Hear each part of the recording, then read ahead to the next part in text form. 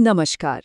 कभी सोचा है कि एक बच्चों की कहानी हमें धोखे और स्ट्रैटेजी के बारे में वो सब कुछ सिखा सकती है जो शायद बड़ी बड़ी किताबें भी न सिखा पाएं। चलिए आज बंदर और मगरमच्छ की कहानी को एक दिमागी शतरंज के खेल की तरह समझते हैं, जहां हर एक चाल का मतलब है जिंदगी या मौत। जरा सोचिए, जब कोई दोस्ती धोखा दे जाए और बचने का कोई रास्ता भी ना हो, तो ऐसे में अगली चाल क्या हो सकती है? ये कहानी सिर्फ एक किस्सा नहीं है, बल्कि इसी मुश्किल सवाल का एक बहुत ही शानदार जवाब है। तो इसे दोस्ती और धोखे से आगे बढ़कर देखिए। ये कहानी असल में एक शतरंज का खेल है। यहाँ दो खिलाड़ी हैं और दोनों ही एक दूसरे को मात देने की कोशिश में हैं। अच्छा, किसी भी खेल की शुरुआत कैसे होती है? खिलाड़ियों से ना? तो चलिए सबसे पहले अपने इस चेस बोर्ड पर मोहरों को सजाते हैं और देखते हैं कि ये अनोखी दोस्ती शुरू कैसे हुई। तो ये है हमारा खेल का मैदान, एक घना जंगल और उसके बीच से बहती हुई एक नदी। और वो जो जामुन का पेड़ है ना, वो सिर्फ एक पेड़ नहीं है, वो है बंदर का किला, उसकी सबसे सुरक्षित जगह जहां से वो पूरे खेल को कंट्रोल करता है। और ये रहे हमारे दो खिलाड़ी। एक तरफ है अपना चालाक बंदर, जिसका राज पेड़ पर चलता है, और दूसरी तरफ है मगरमच्छ, नदी का बादशाह। दोनों की दोस्ती शुरू होती है मीठे मीठे जामुनों से, जो बंदर रोज मगरमच्छ को देता था। रिश्ता तो भरोसे पर बना था, लेकिन सवाल ये है कि क्या यह भरोसा आखिर तक टिकेगा? लेकिन जैसा हर अच्छे खेल में होता है, कहानी में आता है एक ट्विस्ट। यहाँ दोस्ती की जगह एक खतरनाक प्लान ले लेता है और मगरमच्छ अपनी पहली आक्रामक चाल चलता है। और इस पूरी खतरनाक चाल के पीछे की वजह मगरमच्छ की पत्नी का लालच। देखिए, उसकी ये मांग सिर्फ एक ख्वाहिश नहीं है, ये तो एक अल्टीमेटम है। अब मगरमच्छ दोस्ती और लालच के बीच फंस गया है।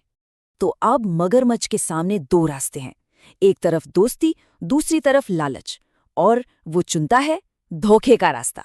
बस यही वो फैसला है जो इस पूरे खेल को हमेशा हमेशा के लिए बदल देता है। अब चाल चल दी गई है, मगरमच्छ अपना जाल बिछाना शुरू करता है। अब खेल का सबसे टेंशन वाला हिस्सा शुरू होता है, जहां बंदर की जिंदगी मगरमच्छ की अगली चाल पर टिकी है। अब जरा देखिए कि ये जाल बुना कैसे गया। स्टेप 1, एक प्यार भरा न्योता। स्टेप 2, बंदर के भरोसे का फायदा उठाना।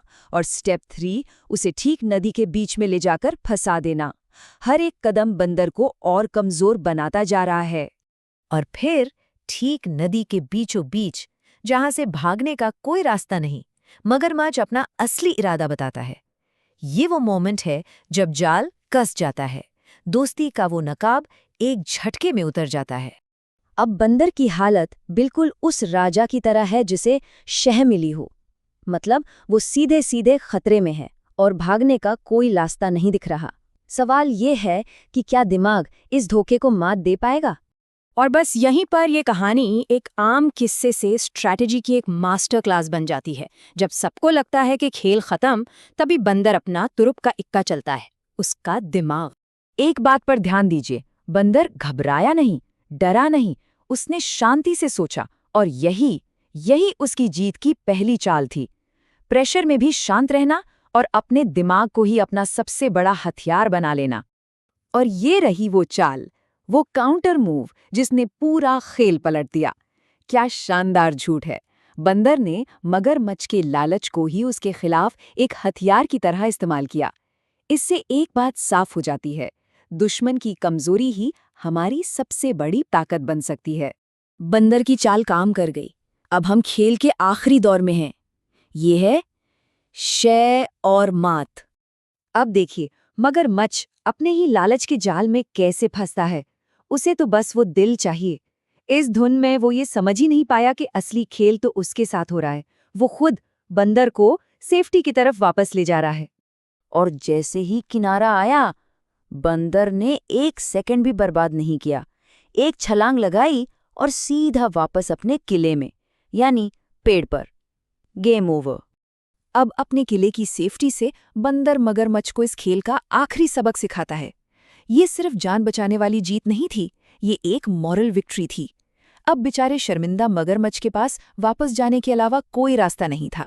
तो इस पूरे दिमागी खेल से हमें क्या सीखने को मिलता है? इस शतरंज की बाजी से हम क्या सीख लेकर जा सकते हैं? देखिए, ये कहानी हमें दो बहुत सीधी और सच्ची बातें सिखाती है।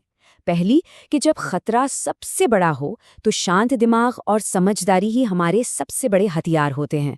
और दूसरी बात, लालच और धोखे का रास्ता आखिर में हार की तरफ ही जाता है।